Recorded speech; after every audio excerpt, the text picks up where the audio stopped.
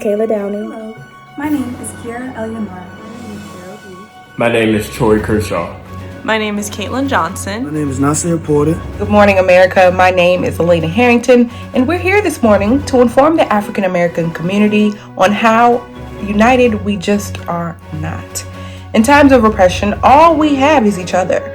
And how can we depend, educate, and follow one another if we're uncertain of our own truths? Today, we will look at some interview responses, based questions connecting Africa with African Americans on the premise of understanding the disconnect of the African American community and African natives. You raised to think about Africa?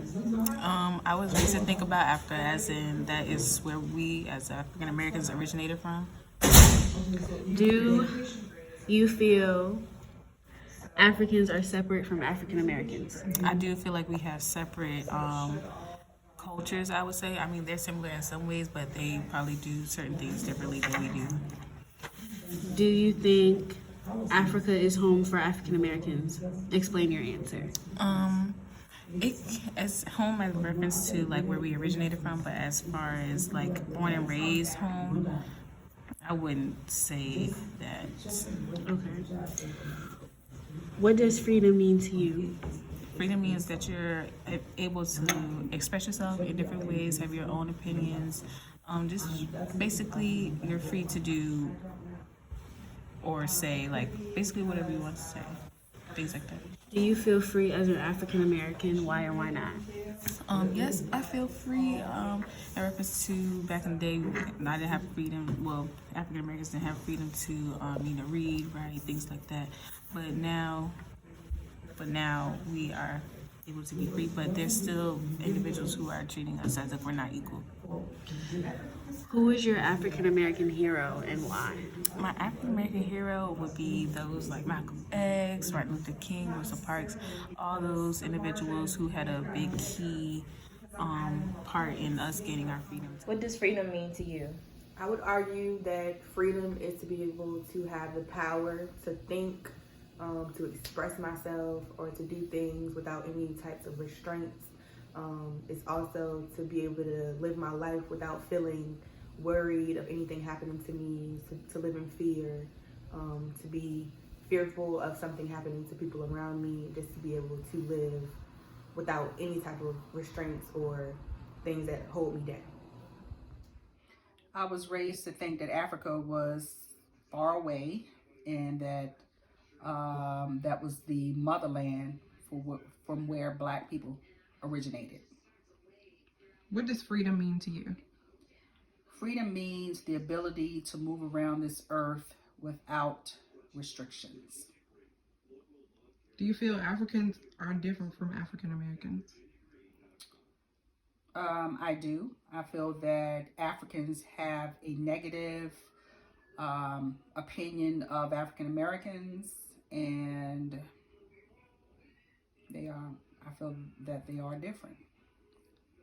Who is your African American hero and why? Well, several, but I will say Barack Obama. I think that he was the best president that I will see in my lifetime. I think that he was compassionate and he was for all people, regardless of race. And he had everyone's best interest at heart, unlike the current administration. And the third question is, do you think Africa is home for African Americans? Yes. And why is that? Because I know that at least in South Africa, Johannesburg, they actually are very welcoming and inviting to us. Okay. How were you raised to think about Africa? I was raised to think about Africa because that's where my ancestors were from, and to remember the culture that they had before they came over here, to never let that die, to always just remember where I came from and who, like the past, what happened in Africa. Okay. Do you feel Africans are separate from African Americans? Yes, I do, because Africans are obviously born in Africa, African Americans are born in America, and I feel like that's a big difference, but I also feel like Africans are straight African Americans. We're mixed with so many different other races. We're black and white, black and Indians. We're mixed with so many different things. You're not completely African, so I feel like you don't have the same background you would have if you was African opposed to African American. Do you think Africa is home for African Americans? I do not. African America's home is the United States. Africa's home is Africa. So why do you think we can't call? Why do you think African Americans can't call Africa home? Because first I think it's disrespectful to Africans because they are actually from Africa, so they've been over there, they lived up and grew up in that environment while, like I said earlier, we are here as African Americans, but we're mixed with other different things such as white, black, and like we're not born in Africa and don't share the same cultural backgrounds that a lot of them have, and a lot of things that are shared over there. Okay. Argue that racism played a prominent role in the dynamic of social distance between Africans and African Americans. An emphasis is placed on internalized racism as a variable in the divide that keeps these two groups practically apart. Research indicates that in spite of their common ancestry, Africans and African Americans remain separated by myths, misperceptions, and negative stereotypes.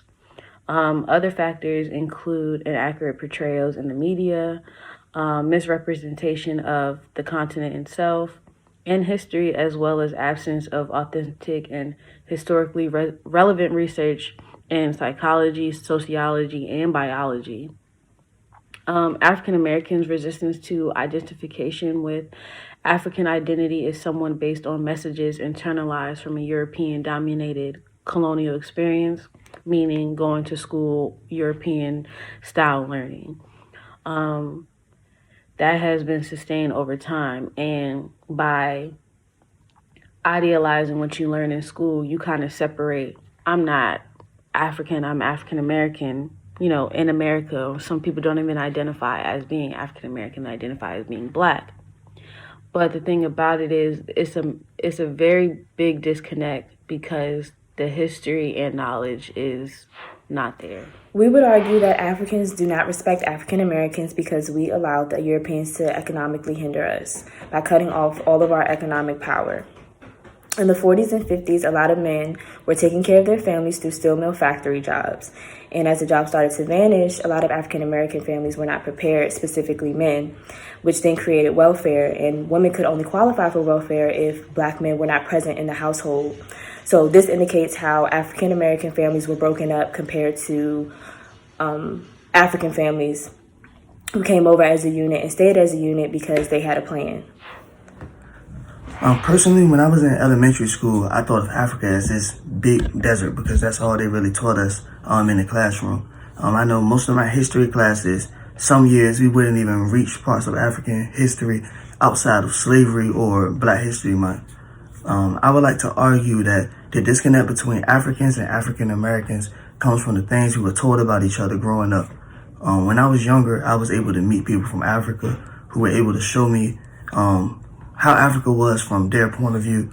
And when they showed me pictures of their childhood homes or the city that they grew up in, it was nothing like schools or the media presents it as. And this summer, I was a part of an internship program with someone from Kenya named Alex Carew. He told us a lot of stories, but as far as schooling, he explained how they have 12-hour school days and they have no computers, so all their classes are pure book work. And it's only one university around, so school is like a competition to them from start to finish. And through his stories, I realized that his childhood was completely different than mine, but he was no different than me as a person. So I feel like the disconnect is really only circumstantial. We would argue the cultural division between African Americans and Africans is not a hard miss. There are certain stereotypes across both groups that hinder the unity of peace amongst the two. Words like African booty scratcher, uncivilized, poor, unclean, and phrases like they think they're better than us are all metaphors that I have heard to describe Africans by some, not all, African Americans. In conclusion, there are African Americans and Africans that do not hold negative beliefs about one another. There are those that embrace the Pan-African perspective that believes in the unity of Africans on the continent and throughout the diasporas, which is critical for the progression of the African community. There is a lot of division within the African descendants. There is a lot of division within African descendants, and there is a lot to be learned about each group. These differences should not hinder the progression and unification of the community. There are solutions to this division, which require dialogue between the two groups. A conscious effort to learn about each other's history before and after slavery and colonization, and a willingness to gain more understanding. If the steps are taken, the dream of Pan-Africanism can be actualized. We would argue that the cultural barriers and the social and economic differences separating Africans and African Americans is sometimes a cause of hostility and a misunderstanding between the two. Sharing the common physical traits such as our skin color does not ensure economic and unity between African immigrants and African Americans. Tensions between the two have risen throughout the years and even in today's society. We can all agree that race is a social construct and shouldn't be defined by anyone. If we use the term black, we're doing ourselves a disservice because black is only identified with our skin color, not the connections we use and how we are as people. We would argue that the cultural, political, and economic affinity between African and African Americans is not as strong as it should be, considering the historical cord that ties them together. There are several factors that tie in the disconnection that exists between African and African Americans. These factors include inaccurate portrayals in the media and the misrepresentation of African content in history. I would argue from a psychological perspective that Black people have been indeed brainwashed or cultured to think that Blacks are genetically of lower cognitive ability than whites, as was particularly observed in studies performed in the 1950s and 1960s. This enculturation causes some African Americans to glorify white people and dehumanize Black people in the process, which further reinforces the racial supremacy, identity, and values. In fact, the rejection of African identity and African Americans may begin to seek the solace in a more cultural value European identity. African social values diminish while the need for acceptance and the American dream increases.